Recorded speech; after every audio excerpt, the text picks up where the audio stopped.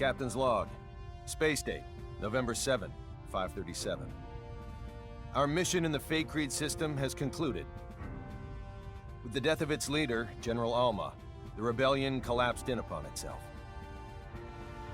As the coup d'etat ended in abject failure, the Kronos government was able to regain its authority.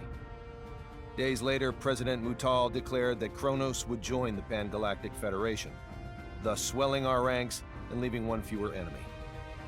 I have a feeling, however, that there will be repercussions from this incident that last for quite some time. In my opinion, it is now abundantly clear that the Federation is at a major crossroads. It is only a matter of time, I assume, before we must re-evaluate the form we wish the Federation to henceforth take.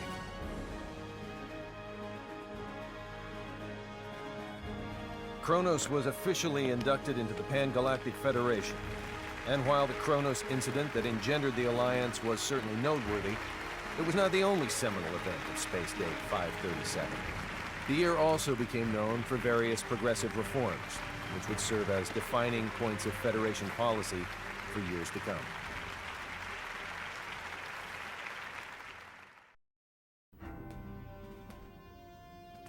Faithlessness' fate regarding the Federation was officially decided today. Because the planet is not sufficiently civilized, it will not be recognized as a legitimate member of the Federation. As we influenced the planet to a great extent, though, it was designated a protectorate. I plan to ask Command to appoint Victor the Inspector General of Faithlessness. I cannot imagine there is anyone else in the galaxy better suited to the job than him. Now that I mention one Faithlessian, I should probably record what happened to the rest.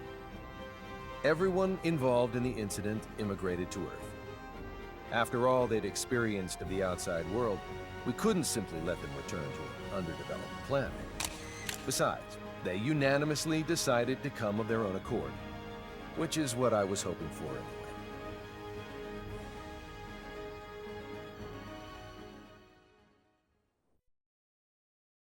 Miki's currently studying her heart out to become a science officer. According to Anne, she's got a real knack for this sort of thing. Already understanding the basics of symbology doesn't hurt either. If there's anything that holds her back, though, it's reading and writing. You can't be too hard on her, as she didn't grow up with the Terran syllabary, but she still has a long road ahead of her. Victor was able to enlist in the Federation's military, and based upon his distinguished record, he was appointed as an instructor.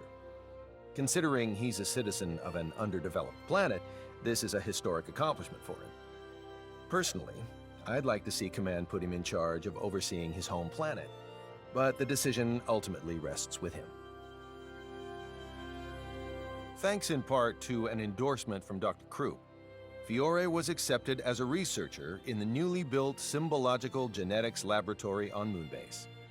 I say accepted, but the whole facility was basically established for her sake.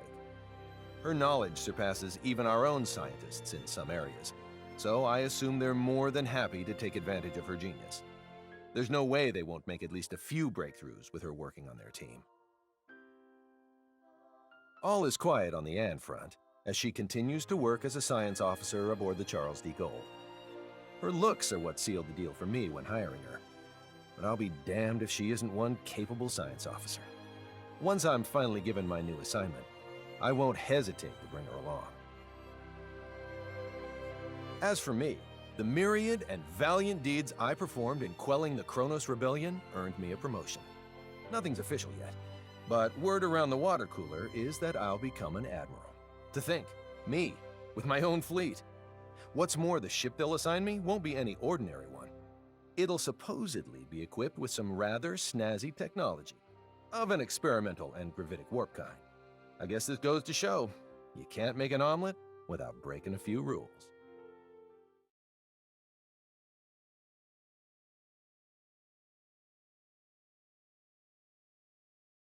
Fidel's now diligently studying to become an officer in the Federation's military. Truth be told, we'd already accept him as a foot soldier, but he says he won't settle for anything less than being a crewman on a battleship. Now, I'm not one to balk at lending my friends a hand, except if they put theirs on Anne. Then he'd be my rival, and I'd never, ever let a rival join my fleet.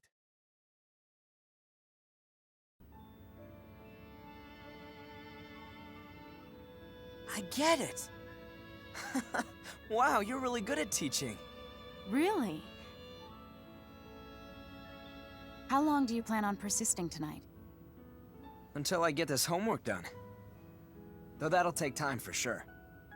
I see. So, do you need a perk up? A snack? I'm good now. I see.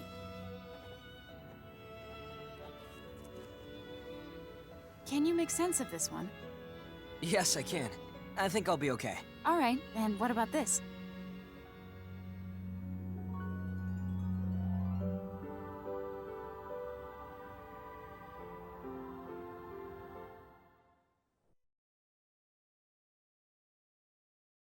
And who can forget about Relia?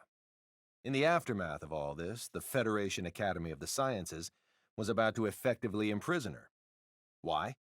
In the name of scientific inquisition, supposedly. Of course, Fidel and Miki were livid and planned to steal her back. Before they could do anything rash, though, Fiore and Dr. Krupp presented some interesting findings. Mainly that Little Miss Sunshine's presence was not necessary for the Academy's studies to continue. With the threat of living like a lab rat now behind her, Relia resides peacefully under Fidel's custody. I can only hope she finds happiness as a normal girl.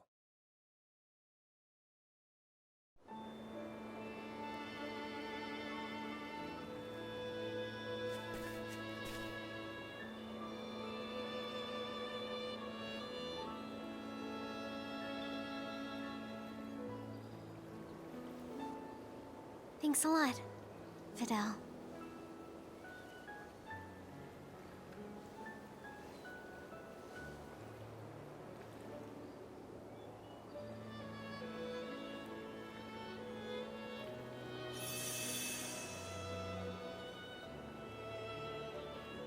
Dear sis, I couldn't be any luckier.